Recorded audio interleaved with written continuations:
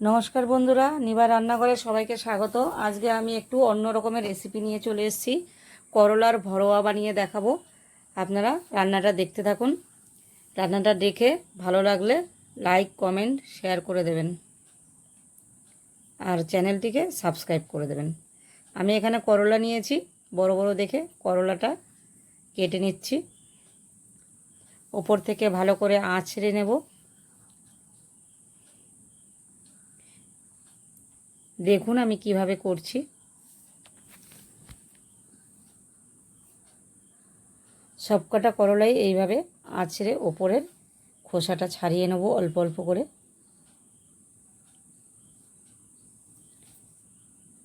এটা ছাড়িয়ে নিলে খেতে তেতো হয় না, একদম খেতে বেশ ভালোই লাগে। সবকটাই ছাড়িয়ে নিয়েছি। এবারে নুন দিয়ে আমি 20 মিনিট মতো মাখিয়ে রাখবো।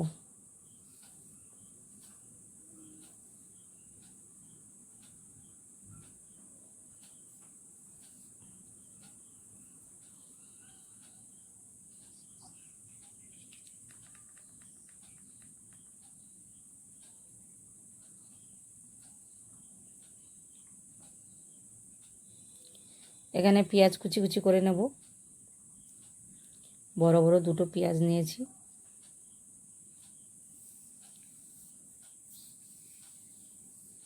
দুটো টমেটো কুচিয়ে নেব।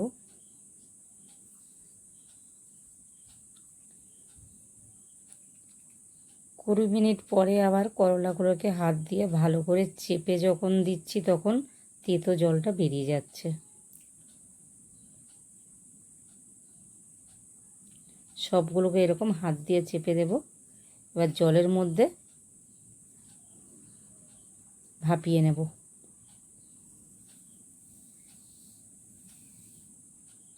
ভাপানো হয়ে গেছে, জল থেকে তুলে নিয়ে এসেছি। এবারে আমি ছুরি দিয়ে মাঝখানটা সুন্দর করে কেটে নিচ্ছি, কেটে দানাগুলো বের করে নিচ্ছি।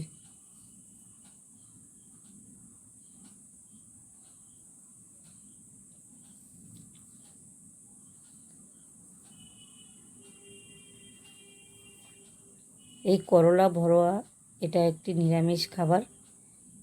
যারা আপনারা নিরামিষ খান এই রান্নাটা বাড়িতে বানাতে পারেন, খেতে খুবই ভালো হয়। এরকমভাবেই আমি সব কটা করলাকে মাঝখান থেকে কেটে দানাগুলো বের করে নেব।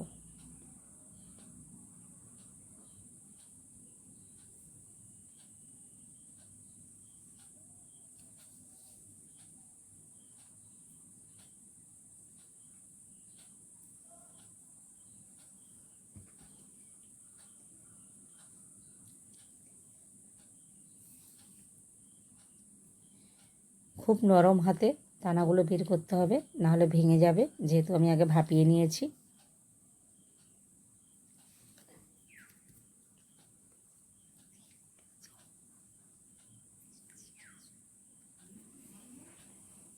এখানে আমি গোটা পোস্ত দানা শুকনো খোলাতে ভেজে নিচ্ছি। শুকনো পোস্ত দানাটা আমি গুঁড়ো করে নেব পাউডারের মতো।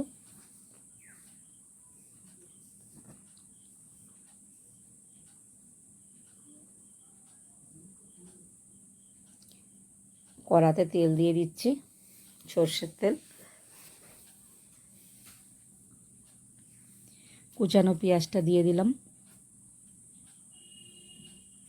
পেঁয়াজটা যে একটু লাল লাল হয়ে যাবে, কুচিয়ে রাখা টমেটোগুলো দিয়ে দিব। ভালো করে নাড়িয়ে দিচ্ছি টমেটো আর পেঁয়াজ দিয়ে।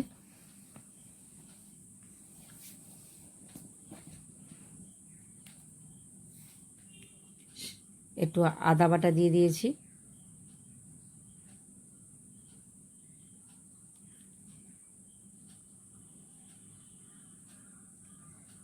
স্বাদ মতো নুন দিয়েছি, নুন আর হলুদ দিয়েছি। লঙ্কা গুঁড়ো, জিরে গুঁড়ো,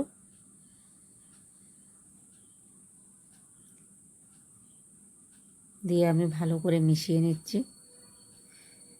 নাড়াতে নাড়াতে টমেটো পেঁয়াজটা গলে একদম কি সুন্দর হয়ে গেছে দেখুন।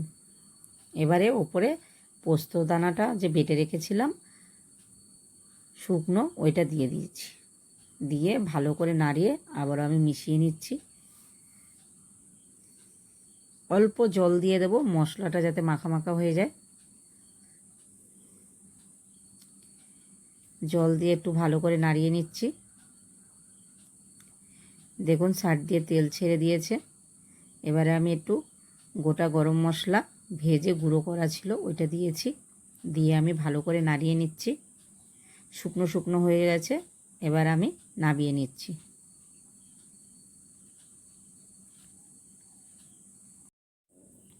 পুরটা রেডি হয়ে গেছে।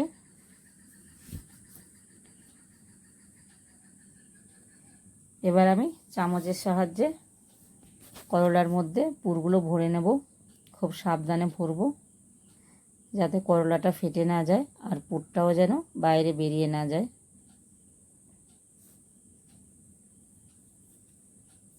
এরকমভাবেই সব কটা করলার মধ্যে আমি পুর ভরে নেব।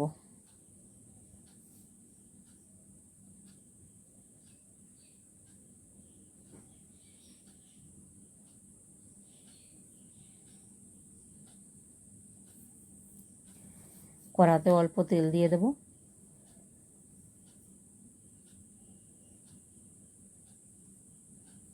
দেখুন কি সুন্দর লাগছে। এবার আমি একটা একটা করে করলা কড়ার মধ্যে তেলে ভেজে নেব।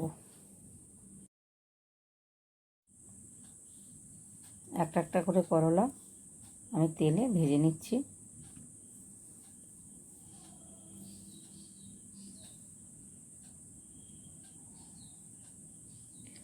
উল্টে পাল্টে ভালো করে ভাজা হয়ে গেছে।